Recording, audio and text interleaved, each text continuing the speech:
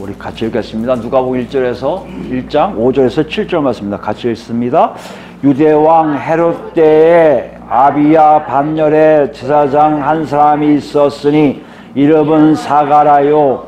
그의 아내는 아론의 자손이니 이름은 엘리사벳이라.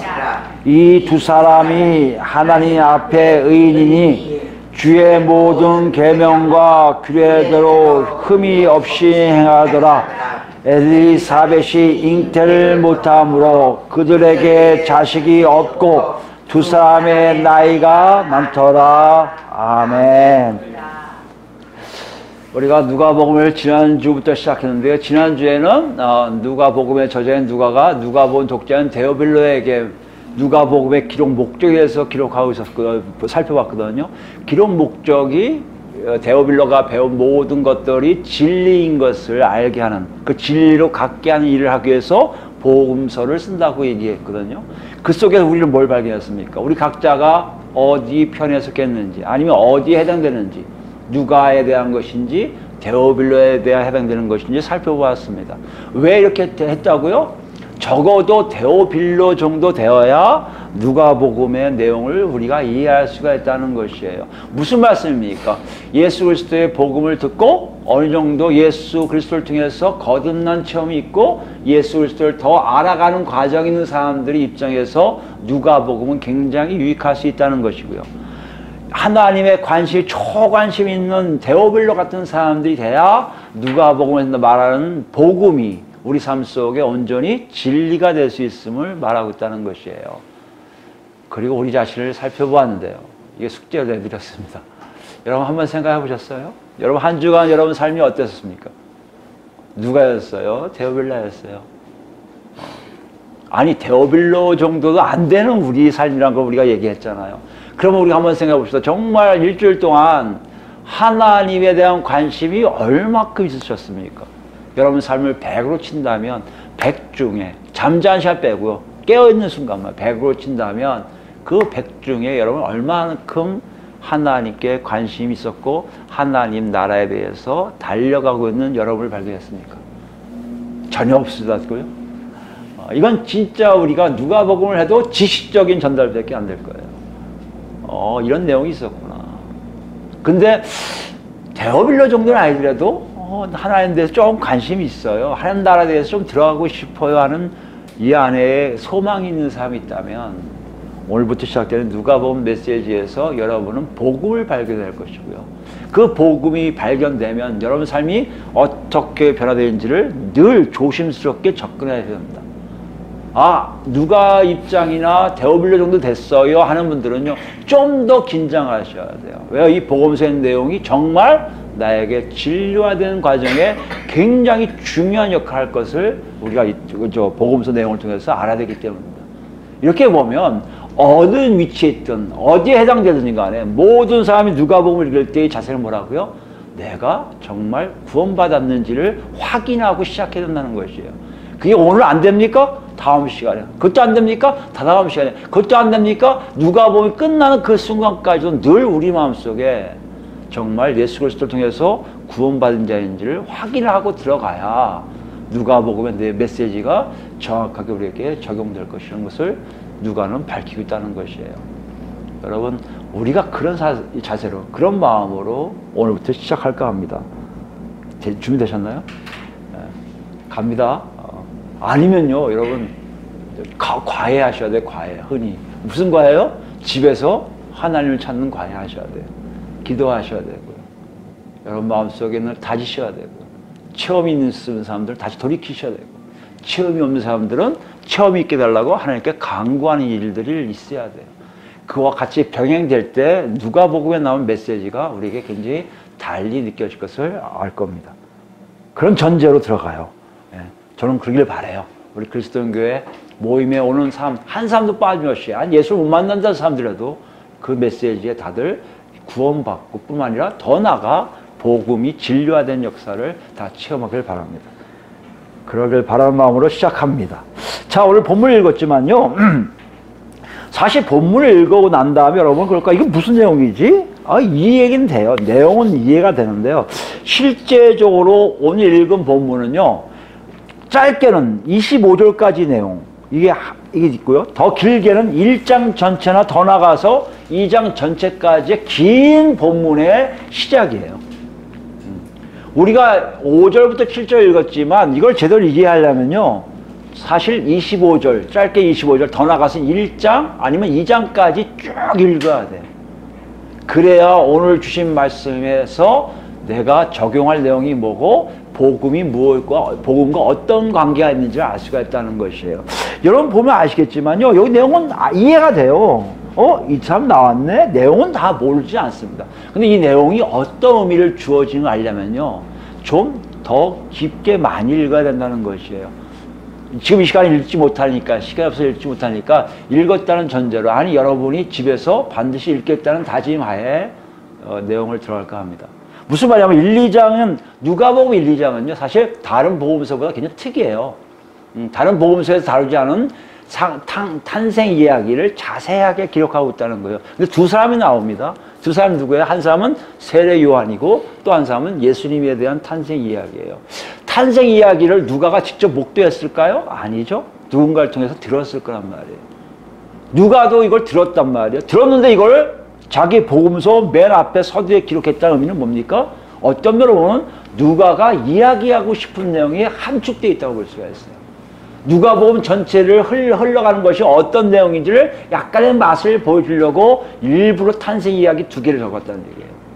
아니 그러면 예수님의 탄생 이야기는 이해가 되는데 왜 세례 요한의 탄생 이야기를 적었을까?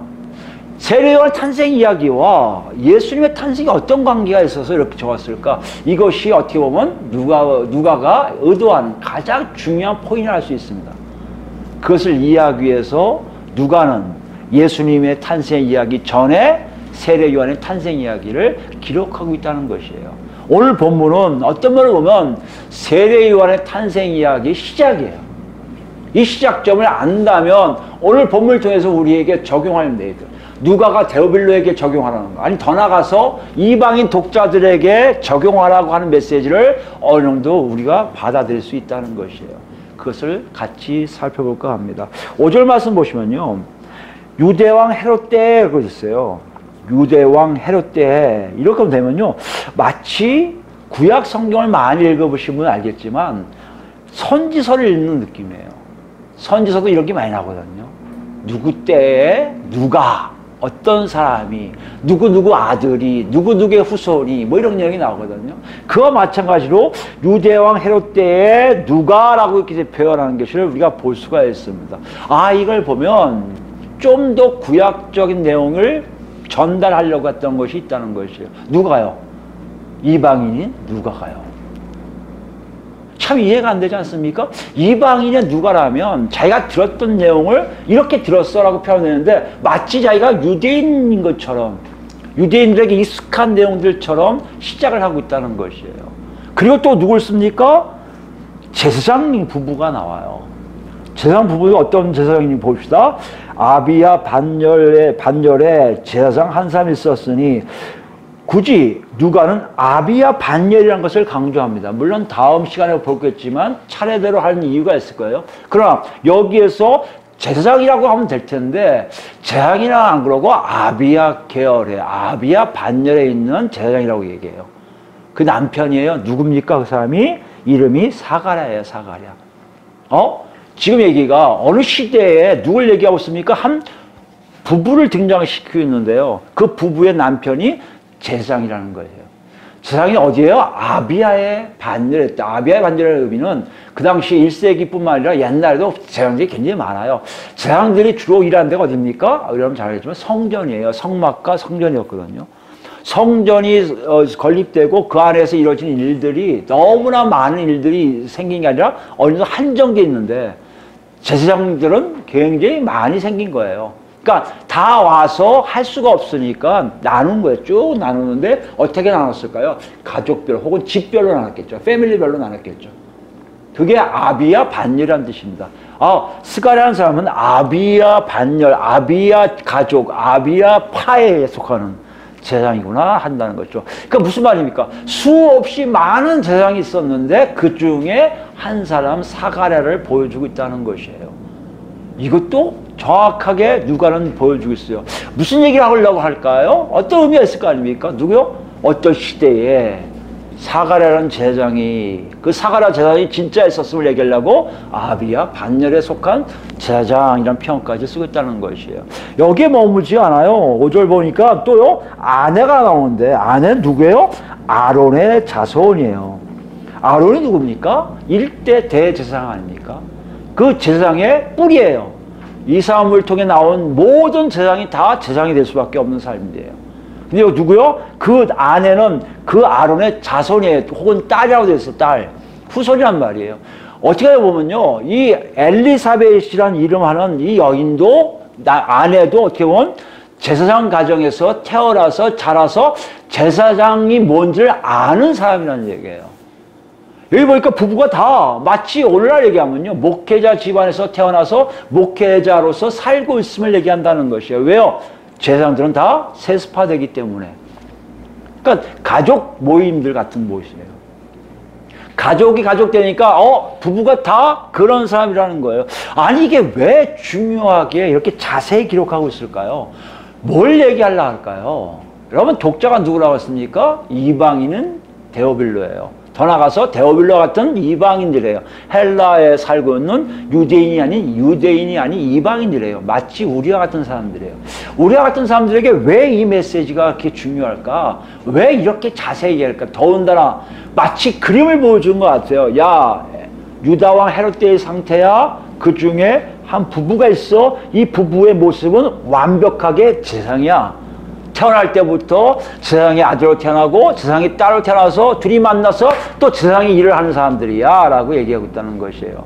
그 사람들을 왜 얘기하고 있을까요? 뭐에 대한 걸까요? 여러분 생각해 보세요. 제사장은 누가 깊은 관계였습니까? 성전과 관계됐고, 성전 곧 하나님과 관계됐다고 볼 수 있습니다. 다시 얘기하면 사가랴 엘리사벳은 하나님과 직접적인 관계가 되어 있는 사람이에요. 여기까지 우리가 알 수가 있어요. 그러면 이거를 데오빌로 각하라는 사람이 본다면 이걸 몰랐을까요? 알고 있어요. 데오빌로는 언제 때 사람입니까? 이 누가복음이 기록된 것을 학자들에 따라 다르지만 50년대를 본 사람도 있고 60년대 초, 70년대 말, 70년대 초, 여기까지 얘기하는, 아니면 80년대까지 하는 사람도 있어요. 어쨌든 간에 60에서 70년대 그 사이에 기록될 가능성이 많다고 보고 있거든요. 그렇다면 60에서 70년대 사이에 있다면 이거 지금 유대왕 헤롯 때는 언제입니까? BC, 주전 37년에서 4년 사이에요. 유대왕으로 있을 때가. 그러니까 유대왕으로 있을 때가 37년, 4년이니까 데오빌로 입장에서는 70년을 거슬러 올라가야 된다는 얘기예요. 이게 왜 이렇게 할까? 갑자기 누가 가요? 나 너한테 얘기할 게 있어. 복음서 내용인데 이거 들으면 너 진리를 발견하게 될 거야. 자, 시작한다. 자, 유대왕 헤롯 때에 어떤 부부가 있었거든. 이렇게 시작한 거 아니에요. 왜 그랬을까요? 뭐 때문일까요? 여기에 우리 힌트는 뭐예요? 이방인 독자라는 거예요. 이방인 독자가 누굽니까? 로마 시대에 관리했던 데오빌로를 비롯한 헬라인들이라는 거예요. 헬라인들 갖고 있는 생각들은요, 전통을 굉장히 중시합니다. 전통. 오래된 게 중요한 거예요. 경전스러운 거. 고전을 굉장히 사모합니다. 이 사람들은. 그래서 그것이 마치 절대적인 힘을 갖고 있다고 생각해요. 그래서 종교도요, 따질 때 어떻게 따집니까? 몇 년 된 종교야? 너 얼마큼 오래된 거야? 이렇게 따지고 있단 말이에요. 근데 지금 이 데오빌로라는 사람은요, 어디 출신이라고 했죠? 지난 시간에요? 회당에 다니는 하나님을 두려워 경외하는 이방인이에요.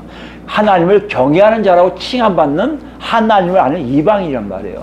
유대인의 하나님을 알고 있어요.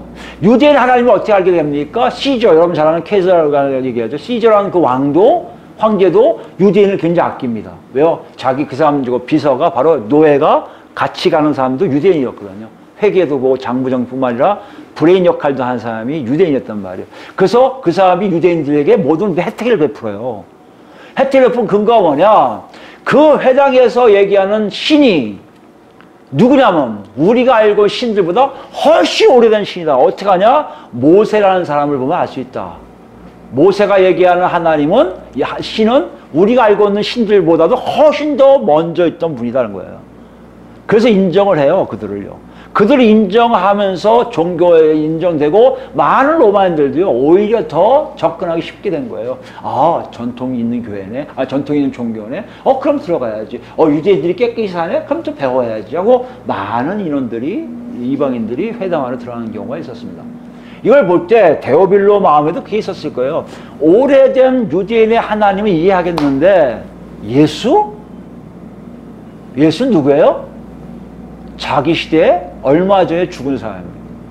아니 빨리 죽었어도 뭐 한 30몇 년? 40년? 이때 그럼 뭐지 이게? 아는 사람이 있었단 말이에요. 자기 동시대적 사람이기 때문에 예수를 믿는다는 자체에 이야기를 할 수 있지만 그렇게 선호될 수 있는 느낌이 아니란 말이에요. 그럼 누가는 거기에 대해서 뭘 얘기하고 싶습니까? 예수가 우리가 알고 너희가 알고 있는, 너와 내가 알고 있는 유대인의 하나님과 어떤 관계가 있는지를 설명할 이유가 있다는 거예요. 이것이 누가복음을 연구한 학자들이 기록 목적의 하나로 보고 있는 것이 사실입니다. 무슨 말이에요? 이방인들에게 원래 계셨던 유대인의 하나님과 예수님이 어떤 연결이 되는지를 보여주고자 쓴 책이 바로 누가복음이라는 것이에요. 그럼 어떤 식이 됩니까? 자, 간다. 여기 있지. 너 지금 70년대, 80년대 있다고 쳐. 70년대 있다 하자. 그런데 이걸 어디로 간다고요? 주전 70년대 훨씬 어떻게 보면 거의 80년 가까이 되는 데로 가는 거예요. 가서 누가 있습니까? 거기에 하나님과 함께하는 제사장 부부를 보여주기 시작하는 거예요. 거기에 예수님이 계셨습니까? 없어요. 여기부터 시작할 수밖에 없는 누가의 고충이 있었고 누가의 목적이 있었고 누가의 의도가 있음을 우리가 알 수 있다는 것이에요. 여러분 이것이 얼마큼 중요한지 왜 알아야 되냐면 이렇습니다. 우리가 생각할 때 한국교회는 사실 예수를 믿음으로 하나님을 그냥 알게 된다고 생각들을 해요. 사실 하나님은 누구세요? 그러면요 대부분 알기로는 어렸을 때부터 믿었던 무속적인 신으로 생각할 때가 많이 있습니다. 정한수 떠놓고 자기의 소원을 빌면 들어주는 그런 신으로 여길 때가 많아요. 심지어 불교 신자들이 대웅전 대신에 예배당을 오는 경우가 많이 있습니다. 부처 대신 하나님을 모시고 있는 사람들 참 많아요. 어쩌면 종교성에 있어서 하나님에 대한 것들이 그렇게 만남이 없이 그냥 예수를 통해서 그렇게 섬기는 어떤 존재가 하나님이라고 생각하는 게 많이 있습니다. 그렇기 때문에 한국교회 이렇게 보면요 하나님에 대해서 굉장히 모를 때가 많아요. 하나님 이런 신분이야 그러면 이해가 안 될 때가 많아요. 왜 그러셔야 돼요? 왜요? 우리가 알고 있는 신들은요 잘만 싹싹 빌면 잘해주거든요. 굿만 해도 괜찮거든요. 부족만 써도 괜찮았거든요. 그런데 하나님은 그렇지 않은 것이 자꾸 이해가 안 되는 거예요. 그 반발하고 왜 그러세요? 그리고 아버지라는 데서 왜 이렇게까지 하세요? 이상하게 하나님과 연결성이 거의 제로 상태가 한국교회인 걸 볼 수가 있습니다. 근데 여기서 지금요 누가는요 그걸 아는 이방인들 그런 상태의 이방인들에게요 끌어모으는 거예요. 시선을 어디로 끌어모아요? 예수님이 살아계시지 않는 곳으로 가게 하신 거예요. 가게 해서 거기서 어떤 일이 일어난지를 설명하고 있는 거예요. 무슨 얘기한 겁니까? 그 안에서 나오는 예수의 탄생 이야기뿐만 아니라 예수의 얘기가 어떤 식으로 얘기합니까? 살아계신 지금까지 너희가 알지 못했던 너희가 알았던 유대인의 하나님의 놀라운 역사의 흐름 속에 가장 하이라이트로 나타나신 분이 예수 그리스도인 것을 보여주기를 원했던 것이에요. 무슨 말씀입니까? 예수를 믿는다는 것은 하나님과의 관계가 얼마큼 돈독한 것을 안다는 것이 얼마큼 돈독합니까? 하나님의 역사가 잘잘잘 흐르고 있음을 본다는 것이에요. 심지어 뭐까지요? 창조하신 그 창조로부터 시작해서 만물을 다스리고 계신 그분, 만물의 민족까지 다스리고 계신 분, 그 민족까지 다스리는 예수 하나님이 어떻게 우리 앞에서 펼쳐지는 역사 속에 예수와 합치되고 예수와 함께 됨으로 우리에게 어떤 영향을 주는지를 확연하게 그림으로 쫙 펼쳐지기 위해서 지금 누구요? 데오빌로의 눈을 헤롯 왕 때로 가져갔고 거기서 한 누구요? 제사장 부부를 보여주고 있다는 것이에요. 여러분 이것이 누가복음 시작할 때 우리에게 주는 질문사항이에요. 여러분 지금 하나님 세계가 보입니까?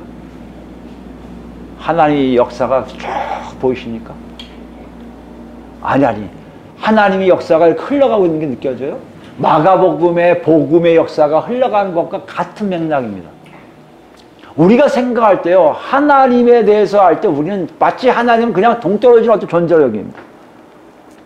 근데 오늘 본문 우리에게 뭐라는 줄 아십니까? 그러한 하나님이 아니라는 거예요. 실제적으로 존재하고 살아서 지금까지도 역사하시는 수십만 년 전에 우리가 태어나기도 전에부터 존재하셔서 지금까지도 계속해서 역사하신 그 하나님의 흐름의 역사함이 우리 앞에 잘잘잘 흘러가고 있다는 것이에요. 이 속에 너희가 있는지 보라는 거예요. 거기에 지금 누구를 지금 지적합니까? 한 제사장 부부를 보여주고 있어요. 저 사람이 볼 때는 어떤 의미로 그 하나님 역사 안에 있음을 보여준다는 것이에요. 그리고 우리에게 물어봐요. 독자에게 물어봐요. 누가 가요? 뭐라고요? 너도 저 사람처럼 하나님의 역사 속에 포함되어 있는 존재라고 물어보고 있다는 것이에요. 여러분 그렇습니까? 어떻게 보면요, 예수를 믿는다는 건요, 내가 잘 되려고 하는 것도 있을 거예요. 그건 기본적인 종교 생관이, 종교의 관이니까요. 내가 좀 잘 돼야 될 거 아니에요. 그래서 종교적으로 신을 믿는 거 아닙니까? 인간이 갖고 있는 한계에 대한 것이 부딪힘에 익숙하니까 그걸 넘어서기 위해서 절대자를 모시는 거 아니에요. 이것까지 이해가 됩니다. 그러나 중요한 게 있어요. 우리가 섬기는 하나님은요, 우리가 아는 예수님은요, 절대적으로 살아계신 존재라는 것이에요. 살아계신 존재이기 때문에 내가 예수를 만난 것으로 통해서 내가 잘 되는 걸 끝나는 게 아니라 그 살아계신 존재와 내가 뭔가 계속해서 같이 가고 있음을 알게 한다는 거예요. 그 흐름이 쫙 흘러가고 있음을 안다는 거예요. 그것이 우리가 알지 못했던, 내가 20세기에 태어나고 살고 있지만 20세기에 태어난 것뿐만 아니라 그 전부터, 아니 BC 주전으로 올라가서의 역사, 아니 인류의 역사가 사라지고 아무것도 없는 그 공백, 아무것도 없는 혼돈 시대에서부터 존재하신 하나님의 역사하심 쫙 흘러가고 있음을 예수 그리스도를 통해서 알게 된 일들이 복음이 된다는 것이에요. 내가 무엇을 할 것인가 문제가 아니에요. 그 안에 내가 들어가면 되는 거예요. 그 안에 있으면 나는요, 바로 그런 절대적인 하나님의 역사 흐름 속에 나도 포함되어 있음에 내가 달라지면 한다는 것이에요. 내가 추구하는 게 달라지고요, 생각하는 게 달라지고요, 내가 무엇을 하는지에 대한 방향성도 다 달라지고 있음을 우리가 알고 있다는 거예요. 누가 좀 데울러에 그 질문해요. 너 정말 그러고 있어? 변화됐어? 달라졌어? 네가 알고 있는 피납된 생각, 유대인의 하나님을 알겠는데 예수나 모르겠어, 이게 아니라 유대인의 하나님 속에 있을 놀라운 흐름이 안에 예수 그리스도의 놀라우심이 있음을 네가 안다면, 지금 네가 예수 믿고 있다면 그 안에 네가 포함되어야 되는데 그러냐고 묻고 있다는 것이에요. 우리는 어떤가요? 그 안에 계십니까? 아니면 그냥 보고 있습니까? 아예 안 보고 있습니까? 보기만 하고 들어갈 생각 안 하고 계십니까? 이건 마가복음 1장에서 얘기한 것 같은 내용이에요. 복음이 흘러가고 있는데 그 안에 들어가고 계십니까? 하는 것과 같은 거, 여기 더 구체적이에요. 저 안에 부부가 있네? 똑같아요. 여러분 계십니까? 이걸 질문하고 있어요. 어떻게 그럼 들어가야 돼요? 잘난 부부인가요? 잘난 부부라고 생각할 수 있어요. 이상하게 우리 사람들은요, 뭔가 좋은 자리에 가서 뭔가를 얻으면요, 그 사람은 특별하다고 생각해요. 그사세라요, 그사세. 그 사람들, 그런 사람들이 사는 세계라고 하나요? 그렇게 아예 인정해버려요. 아, 그들은 우리가 달라. 뭔가 차이가 있겠지 하는 생각으로 아예 이렇게 넘기는 게 있어요. 우리가 이렇게 예수 그리스도를 통해서 은혜를 받은 사람들, 저게 하나님 역사 속에 딱딱딱 이렇게 보이는 사람들 보면요, 다들 그렇게 생각해요. 저들은 뭐가 있었겠지. 그러면서 우리는 안 들어가고 싶어 한 게 많아요. 왜요? 나는 그렇게 아닌 걸 알아. 이상하게요. 모든 인류는 마음속에 죄가 있나 봐요. 그건 하나님 말씀이 맞는 것 같습니다. 사람들이 다 천국 갈래, 천당 갈래, 지옥 갈래 하면 내가 어떻게 천당 가겠어? 눈 뜨면 지옥이겠지. 수없이 많은 사람이 그러면서도 천당 갈 생각을 안 해요. 예수 믿는 사람도 마찬가지예요. 지옥 갈 생각 없다 한다 하지만 마음속에 늘 불안이 있는 게 내려다 지옥 가지 않을까 하는 생각을 한다는 것이에요. 그만큼 내 자신이 절대자 앞에서는요, 뭔가를 얘기하지 못한 것도 있지만 스스로가 생각해도 하나님 앞에서 옳지 않은 것을 자기가 발견하게 된다는 것이에요. 그럼 여기 부부는요, 정말 우리가 알고 있는 그 사세인가요? 그들만의 세상에 살고 있는 사람들인가요? 왜 보세요. 아비야 계열이라고 얘기했지 대제사장도 아니에요. 아비야 계열은요, 역대상 24절인가 보면요, 24장 보면 8번째 나오는 그냥 순서에 있는 한 인물이에요. 어떻게 보면 평범한 제사장이에요. 그 당시에 대제사장들이 갖고 있는 큰 권력을 갖고 있는 것 같지도 않아요. 어떻게 알 수 있습니까? 7절 보시면요, 엘리사벳이 잉태를 못함으로, 무슨 말이에요? 엘리사벳이 아내인데 아내가 불임이에요. 임신할 몸이 아니에요. 잉태하지 못해요. 그들에게 자식이 없어요. 그러세요. 그 다음에 자식이 없어도요, 나이가 있으면 되는데 두 사람이 뭐요? 나이가 많아요. 무슨 말입니까? 그 사람들은 전혀 아이를 생산할 수 없게 되었다는 것이에요. 그 당시 사회적으로 보나 종교적으로 보나 아이가 없다는 것은요, 마치 자기가 믿는 신에게 버림을 받은 자라고 생각한다는 것이에요.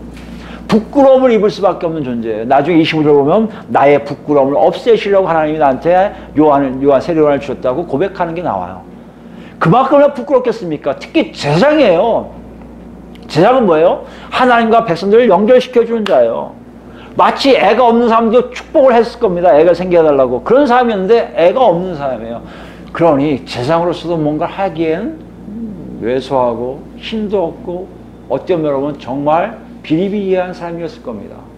이 사람이 성전 들어가서 뭔가를 한다는 것 자체가 이 사람에게 큰 은혜에 그냥 넌 그러면 만족해야 돼, 이 정도지 두각을 나타내고 뭔가를 보여줬던 존재는 아니라고 생각합니다. 근데 문제는요, 이들이 여기에 들어갈 수 있는 유일한 것이 있는데 그것이 바로 6절 말씀이에요. 매우 강렬하게 얘기해요. 이 두 사람이 하나님 앞에 의인이라고 했어요. 의인.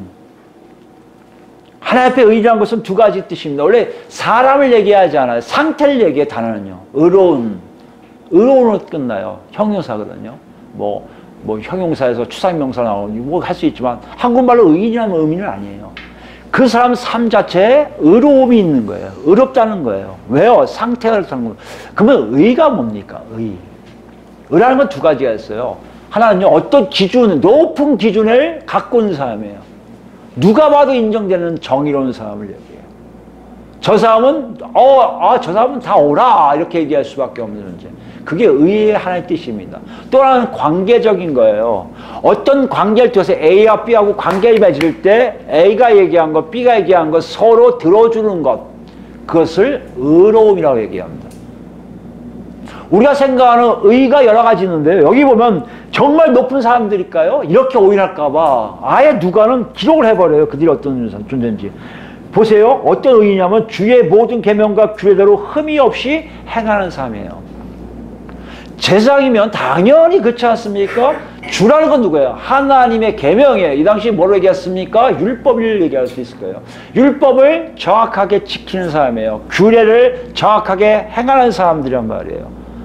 이래서 의로운 자란 말이에요. 여기에 힌트가 있구나. 내가 도덕적, 윤리적으로 매우 높은 소양을 가진 사람이 아니더라도 누구요? 하나님의 계명과 규례를 제대로 지키면 내가 저 안에 있는 저 제사장 부부처럼 나도 들어갈 수가 있구나를 알게 한다는 것이에요. 이게 우리가 들어갈 수 있는 해결책이에요. 그걸 지금 누가는 제시하고 있고 누구한테 물어보는 거예요? 데오빌로나 우리에게 물어보는 거예요. 이방인 독자들에게 물어보는 거예요. 너희가 의로우면 그 안에 들어갈 수 있는데 높은 소양을 얘기하는 게 아니야. 관계적으로 네가 제대로 살고 있으면 들어가게 되어 있다는 것이에요. 그럼 우리 입장을 한번 생각해 보세요. 예수를 믿는 우리 입장에서 의로운 건 뭡니까? 주의 모든 계명과 규례대로 흠이 없다는 건요, 비난받을 게 없는, 책망받을 게 없는, 정말 칼같이 지키는 삶을 얘기한다는 것이에요. 이거 문자적으로 한다면 우리 이렇게 얘기할 거예요. 여러분 구약이든 신약이든 계속 읽으셔야 되고요. 구약이든 신약이든 나온 내용들 그대로 사시면 우리는 의인 되는 거예요. 이렇게 얘기할 수 있다는 것이에요. 맞을 수도 있어요. 틀린 건 아니에요. 한국교회가 그동안 그렇게 가르쳐 왔습니다. 그런데 정말 그런 내용일까요? 그렇게 얘기하려고 머물러 있을까요? 우리 보고 딸딸딸 여기 있는 내용을 읽고 이대로 지키라고 할까요? 아니 어디 보면요, 구약을 보면요, 지킬 수 없는 내용들이 너무 많아요. 아니 우리가 더 이상 하지 않을 일도 참 많아요. 영원토록 정한 규례의 법칙이라고 얘기하는데 그 법대로 안 살고 있는 우리 모습을 많이 발견한단 말이에요. 그럼 우리는 의인이 될 수 없어라고 할 수 있죠. 근데 그런 내용이 포함되어 있을까요? 우리가 한번 여기에 의라는 단어에 대해서 좀 더 우리가 이해해 볼 필요가 있습니다. 사실 의는요, 하나님을 알고 있는 자라면요, 처음부터 의가 존재했음을 알 수가 있어요. 무슨 말입니까? 하나님으로부터 나온 관계가 형성될 때 나오는 것이 의예요. 관계가 없으면 의라는 것이 존재할 필요가 없어요. 아까 얘기했지만 높은 서양의 의도요, 사회가 존재하기 때문에, 세상이 존재하기 때문에 그들 기준에 의해서 높은 거란 말이에요. 어떤 관계가 없으면 의라는 단어는 존재하지 않습니다. 하나님이 어떤 존재를 얘기할까요? 어떤 관계를 맺을까요? 사람을 만드심으로 관계하십니다.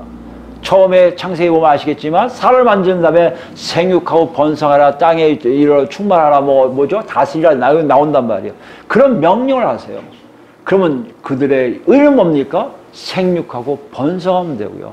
땅에 있는 것들을 다스리면 곧 의로운 자가 되는 거예요. 이것이 어디로 갑니까? 에덴 동산에 있는 아담에게 가요. 아담을 인도하신 다음에 뭐라고 말씀하십니까? 다 먹되 중앙에 있는 선악을 알게 하는 나무의 실과는 먹지 말라고 금지 명령을 최초로 하세요. 여기에 의는 뭡니까? 먹지 않으면 돼요. 먹지 않으면 되는데 어떡합니까? 여러분 같이 잘 알듯이 아담과 하와는 것을 먹게 돼요. 의를 깨버려요. 불의한 자가 돼버렸어요.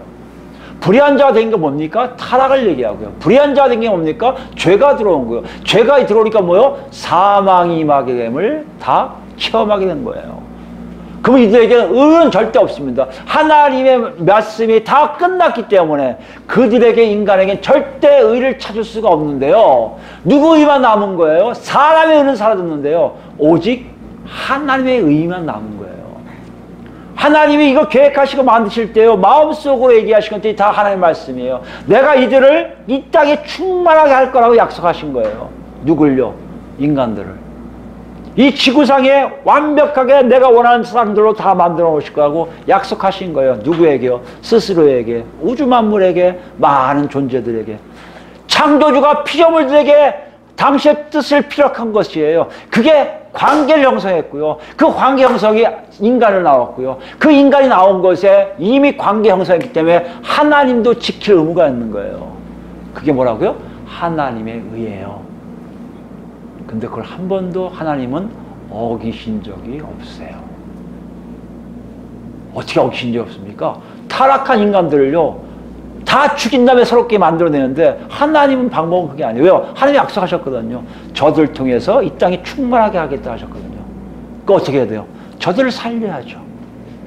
저들 살리시기 위해서 누굴 보냅니까? 의인이라고 하는 사람들을 보내기 시작해요. 노아도 보내시고 아브라함도 보내시고 이런 일들을 행하세요. 그게 다 뭐요? 하나님의 의가 나오기 시작하는 거예요.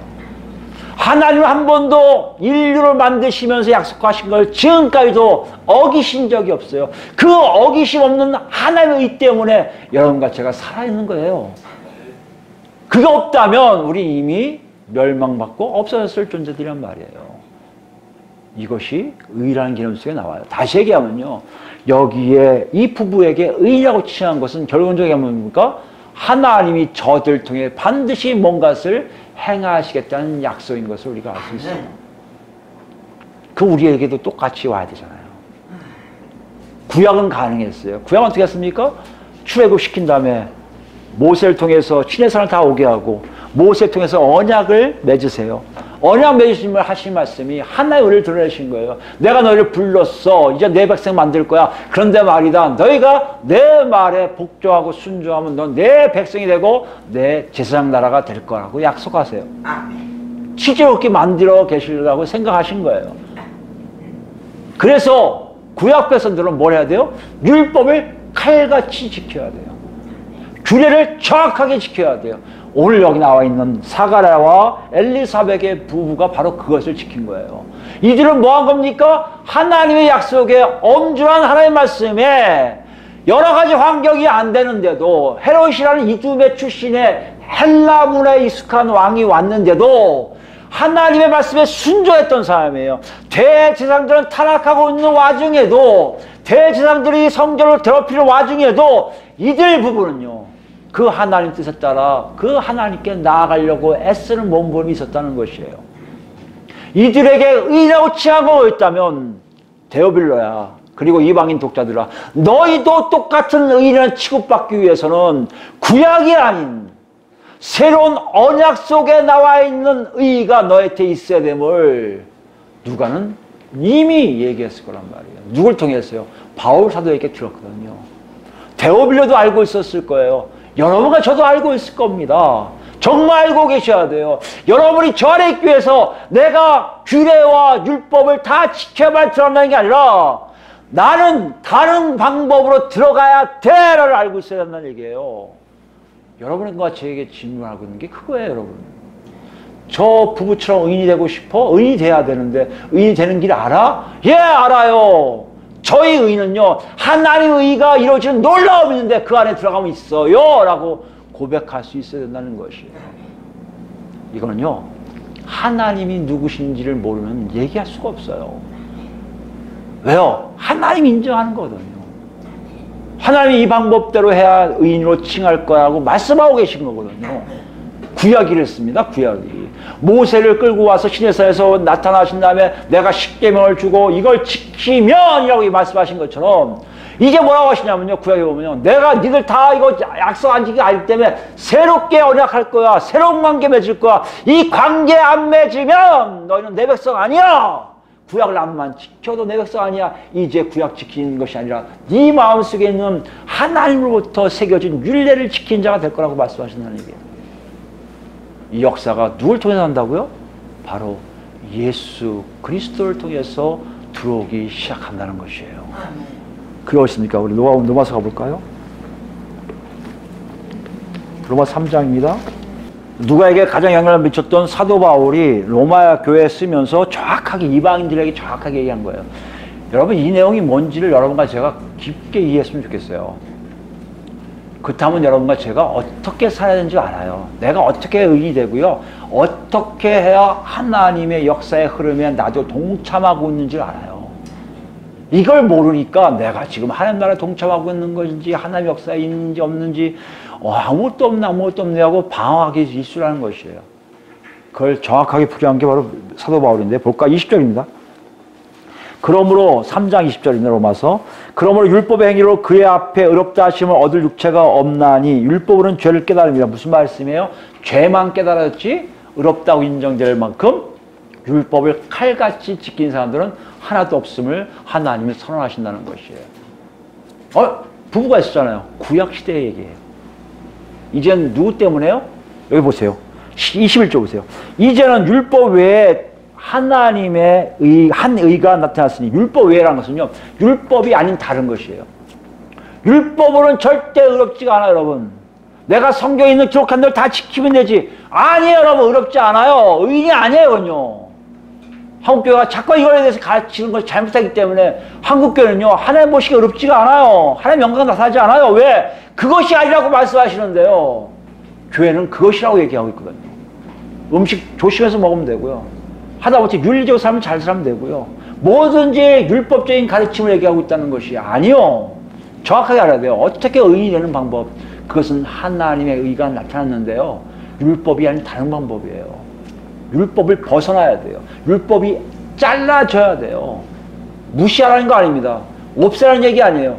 내가 의롭게 되는지 아닌지를 율법서를 통해서 이 기록된 걸 통해서 확인하는 방법이 다르다는 얘기예요. 여러분. 어떻게 알 수 있습니까?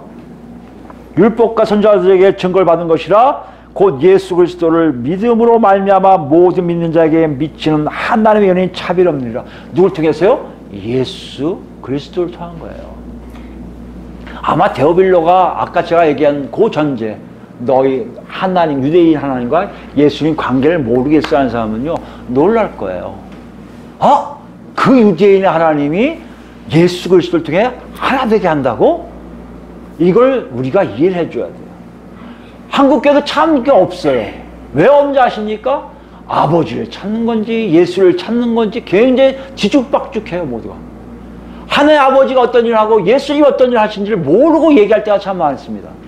그리고는 마치 모든 것이 다 좋은 게 좋은 거라고 하면서 얘기할 때가 많이 있습니다. 아니요. 하나님의 의는 오직 예수 그리스도로 나타나는 얘기는요. 예수 그리스도 안에서 예수님 따라 살지 않으면 절대 하나님으로부터 의롭다는 얘기를 받을 수가 없다는 것이에요. 내가 나에게 좋은 걸 주신 분 다 하나님이라고 착각하면 잘못이에요. 내가 예수 그리스도를 따라가지 않고요. 예수 안에 있지도 않으면서 하나님이 나에게 잘해주실 걸 생각하는 사람 무지 많습니다. 내가 예수 안 믿는데도 하나님 믿는다 착각하는 사람 되게 많아요. 내가 예수와 같아지지 않는데도 나는 하나님의 의를 가진 사람 착각하는 사람 참 많다니까요. 인문학자들은 얘기할 수 있을 거예요. 그러나 성경은 신학은 그렇게 얘기하잖아요.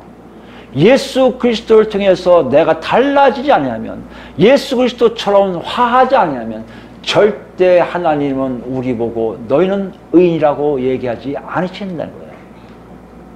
그러니 하나님의 이 역사를 맛볼 수가 없어요. 뭐처럼요? 구약 백성들이 율법을 지키면 지킬수록 하나님의 살아계심을 엿보는 것처럼 예수 그리스도를 통해 내 삶이 그 안에 자꾸만 들어간다면 내가 하나님의 역사를 맛볼 수밖에 없다는 것이에요. 여러분과 제가 여태까지 계속 마가복음 후반부터 우리에게 자꾸만 질문한 내용, 우리 교회, 우리 모임의 가장 큰 문제가 뭐예요? 왜 하나님의 역사가 없습니까? 단 한 이유가 나와요. 우리가 예수 그리스도를 쫓아가질 않아요. 닮아가질 않아요. 예수 그리스도의 말씀에 순종하질 않아요. 죽으라면 죽어야 되는데 안 죽어요. 하지 말라고 하지 말는데 안 해요. 내 뜻대로 내 마음대로 하다가 안 되면 살려달라고 하면 마치 거기서 해방되면 구원받았다 착각들 해요. 아니요. 하나님은 큰 그림을 보여주세요. 그 안에서 역사하실 하나님 놀라운 것을 다 보여주세요. 하나님이 이런 하나님이 저런 하나님이 막 역사하시는 눈앞에 있는데 우리는 그 맛을 못 봐요.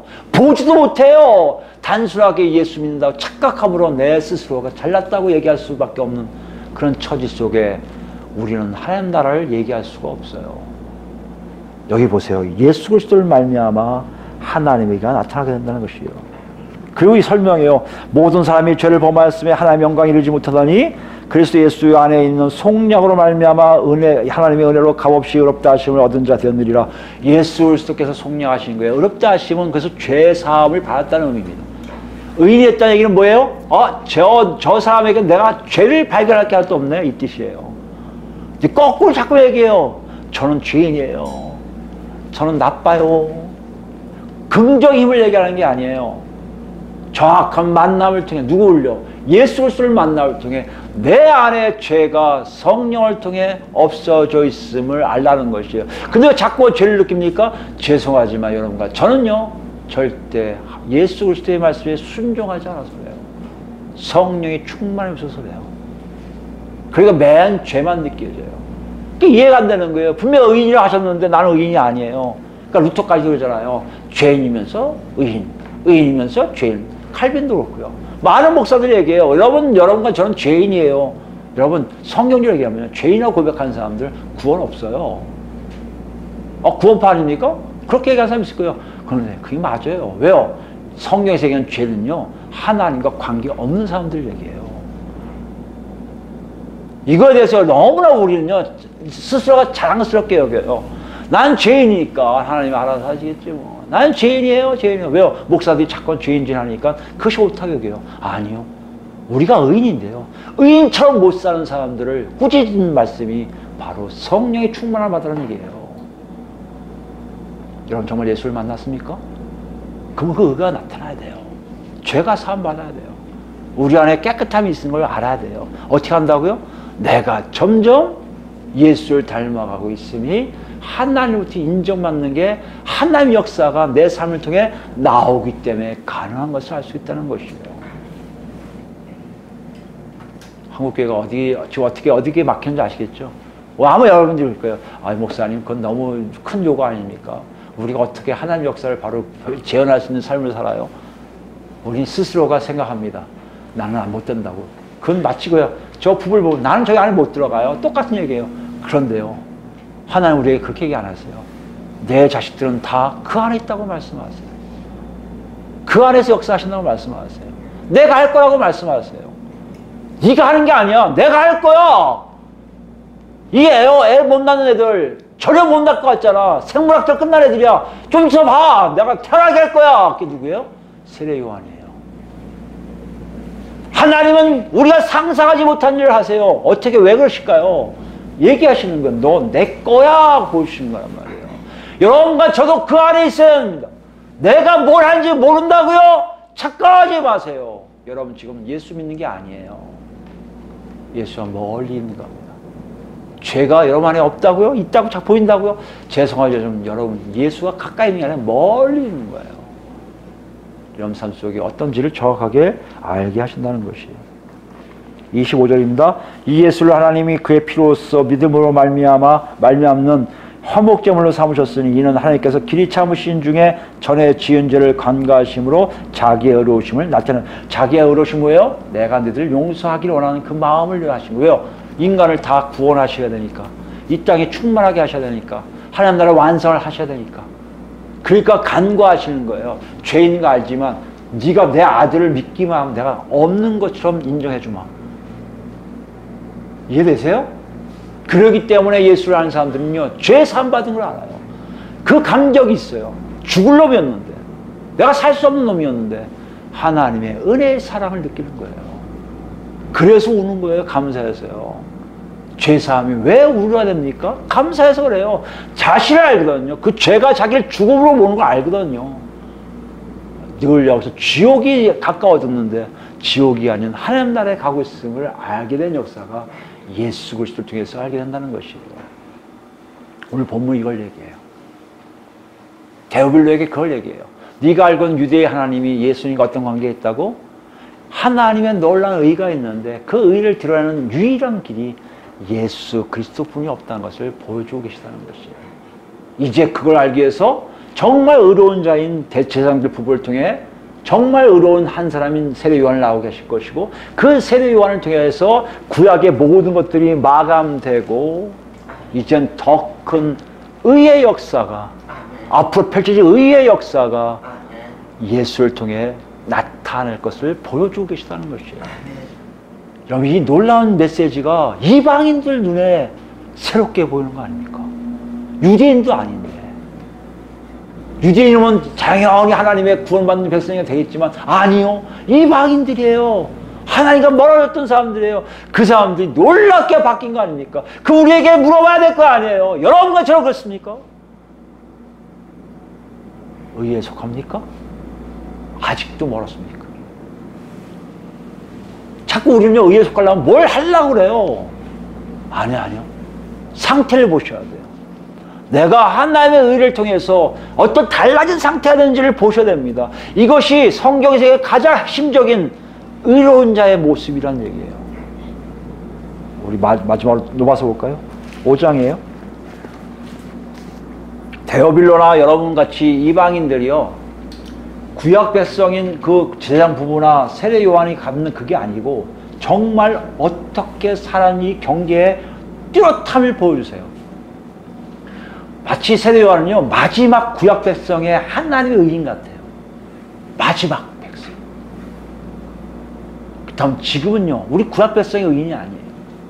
신약 백성의 의인이에요. 그게 이제 얘기한 게 5장이에요. 볼까요? 그러므로 우리가 믿음으로 의롭다 하심을 받았으니 우리 주 예수 그리스도로 말미암아 하나님과 어떻게 해요? 화평을 누리자요. 하나님과 화평을 누리자는 얘기는 있을 수 없는 얘기예요, 구약에서는요. 아무리 구약 백성의 의인이 하더라도 하나님과 화평일 수가 없어요. 그러니까 뭘 드려요? 화목제물 드리는 거예요. 오늘도 가서 화목제물 드려요. 좀 저하고 친해지시자고요. 하나님, 저 하나님과 친해지고 싶어서 화목제물 드려요. 먼저 번제와 속죄를 드린 다음에 자기의 화목제물을 드리면서 하나님과 가까워지고 싶은 얘기를 토로하는 거예요. 그게 그 당시 의인들의 모습이었다면, 오늘날의 신약의 의인들은 그게 아니에요. 예수 그리스도를 통해 이 안에 이미 성령을 통해서 하나님이 안에 계신 거 알고 하나님이 살아계심을 알기에 이 안에서 아버지 하면 되는 거예요. 우리가 뭘 요구할 수가 있겠습니까? 뭘 드리라고 하겠습니까? 아니요! 그 먼 옛날부터 계셨던 그 하나님이 당신의 예수 그리스도를 이 땅에 나오게 하신 이후에 달라진 세상을 누가를 통해 우리에게 알려주려고 쓰고 있는데 우리 미리 알잖아요. 이걸 물어보는 거예요. 데오빌로요, 당신 그 재산들보다 더 큰 의인의 모습이 있냐고 물어보고 있는 거 아닙니까? 여기 그러세요. 하나님과 평강을 누리라. 화평을 누리라. 갈등이 이만큼도 없어요. 여러분, 갈등 없는 사람들은요, 같이 있어도 불편한 게 없어요. 하나님이 함께 하심이 너무나 좋기 때문에 그게 더 좋은 거예요. 여러분, 얼마큼 하나님과 가까이 계세요? 갈등 있지 않습니까? 죄송하지만 여러분 놓고 하세요. 아직 의로운 존재가 안 된 거예요. 아직도 수수방관자가 된 거예요. 아직도 그 안에 들어가지 못한 거예요. 하나님의 역사를 맛보지 못하는 거예요. 하나님이 말씀하세요. 들어오라고, 맛보라고, 보라고. 그럼 내가 널 통해 역사할 거라고. 그 말씀이 의인의 모습이에요. 2절입니다. 또한 그로 말미암아 우리가 믿음으로서 있는 이 은혜에 들어감을 얻었으며 하나님의 영광을 바라고 즐거워하느니라. 하나님의 영광을 바라고 즐거워해요. 여러분, 하나님의 영광이 어떤 거냐 이해하시겠습니까? 하나님의 영광이 하나님 자체세요. 하나님 이름에 먹칠하지 않는다는 게 뭔지 아세요? 하나님의 영광 가리지 않는 거예요. 하나님의 영광 가리지 않는 게 뭔지 아십니까? 하나님 뜻대로 사는 거예요. 우리는 잘못해요. 내가 뭘 이 땅에 잘하면 하나님께 영광 돌린다 착각하는데 아니요. 하나님과의 관계적 의의는 그게 아니에요. 하나님이 요구하신 걸 정확하게 하면요, 그게 하나님께 영광이에요. 내가 아무리 이 땅에서 수제가 되고 아무리 잘돼서 상 받아서 하나님 영광 돌립니다 아무리 외쳐도 내 안에 하나님 뜻대로 살지 않으면 있으면 그 영광 가로채는 거예요. 하나님 그러실 거예요. 저 가짜 버려. 눈 감고 싶어. 얘기하지 말라고 그래. 저 입에 하나님의 이름도 대지 말라고 그래. 여러분 그 존재되기로 하십니까? 여러분 그러지 말아요. 여러분이요. 하나님 영광 안 가려고 얼마나 조심하고 있는지. 하나님 이름으로 하는 것들 다 지키려고 애쓰고요. 하나님이 이거 하신 거라고 하는 얘기할 수가 없어요. 하나님이 알려주신 말씀 가지고 겨우겨우 얘기해요. 이거 하나님이 말씀하신 겁니다. 아, 난 몰라. 내가 아는 건 이런데 이 정도. 여러분 스스로가 겸손해질 수밖에 없어요. 낮아질 수밖에 없어요. 내가 하나님을 좀 아는데 하나님 일로 와. 이런 얘기 어떻게 합니까? 어떻게 그런 사람들 순종합니까? 찾아갑니까? 어떻게 그 사람들을 잘못되고 정지하지 않아요? 한국교회가 지금 얼마큼 하나님 영광을 가지고 있는지 아십니까? 하나님 영광은요, 누구도 가질 수 없는, 누구도 흐리게 할 수 없는 밝고 빛난 정도가 아니라 그 자체시란 말이에요. 여러분이 정말 의인이라면 그 하나님의 영광을 안 가려고요. 얼마나 조심하지 않습니까? 그게 바로 바라고 즐거워하는 거예요. 여러분 삶이 달라집니다. 태도가 달라지고요. 말이 달라질 뿐만 아니라 여러분 삶 속에 나와 있는 모든 것들 하나하나가 하나님 영광 가릴까 봐 스스로가 내 안을 정죄하고 조심스럽게 나갈 수밖에 없다는 거죠. 더 나갑니다. 3절 다만 이뿐 아니라 우리가 환난 중에도 즐거워하니 이는 환난 연내를 인내 연달을 연다는 소망을 이루는 줄 알미라. 소망이 우리를 부끄럽게 하지 아니하면 우리에게 주실 성령을 말미암아 하나님의 사랑이 우리 마음에 부은 바 됨이니. 무슨 말씀이에요? 하나님의 사랑을 드러내는 일들이 소망 가운데 있겠나요? 소망이 뭘 얘기합니까? 바람 아닙니까? 바라기 위한 것이 과정이 있는데요. 여기 보세요. 환난 중에 즐거워하는 인내, 연단. 인내, 연단은요, 참고 참는 걸 얘기해요. 참고 참아요. 환난은 참을 수 있다고요? 못 참는 곳이에요. 못 참는 상황이에요. 근데 참고 참아요. 왜요? 하나님 영광 가리지 않으려고. 하나님의 영광을 즐거워하기 때문에. 이게 의인이에요. 우리가 좀 놓고 하세요. 뭘 하기 전에요, 하나님의 영광이 가려졌는지 아닌지를 아느냐고 물어보세요. 우리는 내가 하면 다 하나님 영광이라고 얘기하는데 착각하지 마세요. 내가 기도하면 하나님 영광 아니요. 내가 예배드리면 하나님 영광 아니요. 내가 건축하면 하나님 영광 아니요. 뭐든지 하나님 뜻대로 하는 것이 영광입니다. 아무것도 안 하고 엎어져 있는 사람들이요, 차라리 하나님 영광 할 수 있어요. 그게 내가 시킨, 하나님이 시킨 역사라면 두루러 있는 사람이 오히려 하나님께 영광 될 수 있어요. 이 놀라운 인간과의 다른 하나님의 영광에 대해서 여러분이 알고 있다면 우리는 분명히 의인 중에 들어가 있음을 알게 된다는 것이에요. 오늘 시작이에요. 누가복음 시작해서 우리에게 얘기해요. 누가가 지금 데울에게 얘기해서 우리에게 얘기합니다. 우리 앞에 펼쳐진 하나님의 역사가 놀랍다고요. 이건요, 저 옛날부터 이 우주 만물 창조에서부터 시작한 하나님만이 하실 수 있는 일들이 쫙 펼쳐져 있는데 그 안에 너희가 들어올 수 있는지를 보라는 거예요. 그 방법은 유일하게요, 예수 그리스도고요. 예수님 때문에 내가 바뀌어 있음을 안다면 너는 분명히 의인답게 살 건데 그것은 하나님의 영광을 즐거워하고 하나님의 영광을 바라며 산다는 것이에요. 이런 삶 속에 우리에게 질문합니다. 어디 있습니까? 그게 보이십니까? 느껴지십니까? 맛보고 계십니까? 나를 통해서 하나님 역사할 걸 기대하고 계십니까?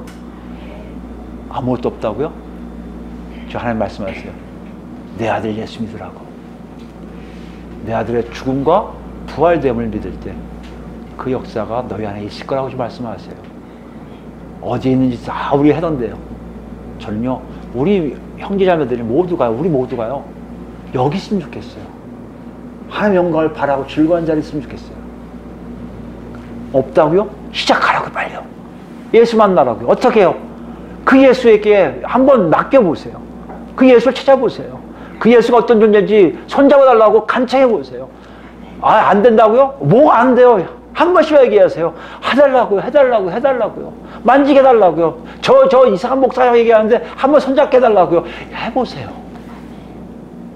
그 잡음이 아마 이걸 얘기하는 것이 뭔지를 이해하게 될 거예요. 저는 우리 모든 사람들이요, 아이들, 이제 예언이가 졸업했어요. 이제 아이들도 안 해, 이제. 청소년이라고 하죠, 이제. 리틀 젠틀맨.